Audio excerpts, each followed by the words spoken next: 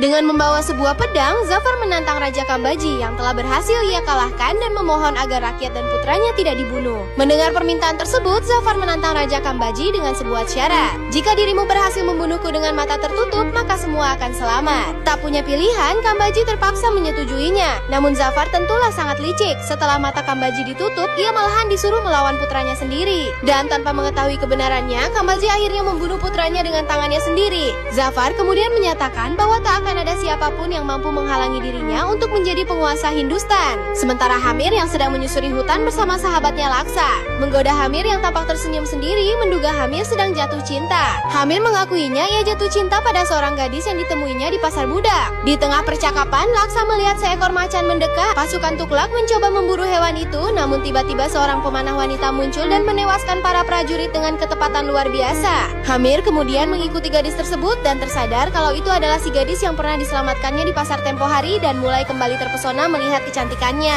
Bersama-sama mereka melawan pasukan Tuklak. Hamir yang terus saja menebarkan pesonanya kepada si gadis tiba-tiba terkena bidikan panah sehingga keduanya terjatuh dari atas tebing dan pingsan. Di keesokan harinya, Hamir terbangun pada sebuah desa. Desa itu ternyata milik Fekdaji. Seorang wanita tua menyambut Hamir dengan penuh keyakinan, mengira Hamir adalah titisan Dewa Krishna yang akan membawa kemakmuran bagi Hindustan. Tak lama kemudian, wanita pemanah itu muncul. Namanya Rajal, dan ia berterima kasih karena Hamir telah menyelamatkannya 2 kali. Fakta mengejutkan, terungkap Rajal adalah putri tunggal Fekdaji. Mendengar penjelasan Rajal, Fekdaji mengizinkan Hamir tinggal di desa hingga sembuh. Malam harinya diadakan perayaan desa. Pandangan Hamir tak bisa lepas dari Rajal. Fekdaji mulai menyadari ketertarikan itu dan menjadi waspada. Keesokan hari, Fekdaji menguji kekuatan Hamir dengan bergulat. Di luar dugaan, Hamir mampu mengimbangi kekuatan Fekdaji, bahkan hampir menang. Namun saat melihat Rajal, Hamir sengaja mengalah, tak ingin mencelakai calon ayah mertuanya. Sikap itu justru membuat hati Raja luluh. Desa pun kembali bersuka cita. Namun suasana berubah ketika Fekdaji menangkap Laksa dan memaksanya mengungkap jati diri Hamir. Hamir akhirnya mengaku ia adalah Pangeran Somnath, adik Raja Dulhaji. Pengakuan itu membuat warga desa murka. Raja Dulhaji dikenal sebagai Raja Boneka, simbol penindasan. Kepercayaan mereka pun runtuh dan konflik besar tak terelakkan. Ketika desa diserang pasukan Tuklak, Rajal sama sekali tidak turun tangan. Sikap itu membuat Hamir terpukul. Di sisi lain, Fekdaji sebenarnya sangat murka. Ia merasa telah dibohongi oleh Hamir tentang jati dirinya. Namun karena Hamir pernah menyelamatkan nyawa Rajal sebelumnya, Fekdaji menahan amarahnya. Ia membiarkan Hamir hidup, tetapi dengan satu syarat, Hamir tidak boleh pernah kembali ke desa itu,